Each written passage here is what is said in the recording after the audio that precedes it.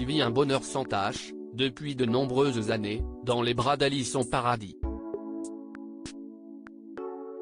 Guillaume Gouix a même accueilli, avec sa compagne, son premier enfant, un petit garçon baptisé Marcus, le 1er septembre 2015. Et puis un deuxième enfant né cet été, dont le sexe et le prénom sont toujours un secret. Mais avant de connaître ce bonheur, le comédien n'aurait jamais pu deviner ce que la vie lui réservait. Fut un temps, il était fou d'amour pour une autre femme. Une autre beauté aux cheveux blonds. Une autre consoeur. L'ancienne élue de son cœur, une certaine Fanny Touron.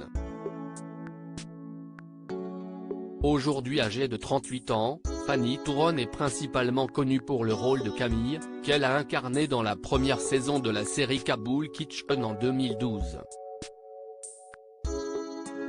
Également connue pour avoir été à l'affiche de la comédie Je me tue à le dire de Xavier Serron en 2016.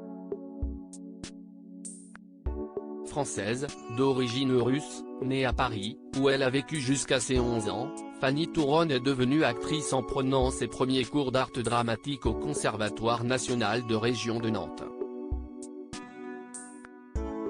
Elle ne se contente pas de viser le petit et le grand écran. La pièce qu'elle avait créée en 2018, Un petit M2 pour exister, avait notamment été jouée au Théâtre des Déchargeurs pendant plusieurs semaines.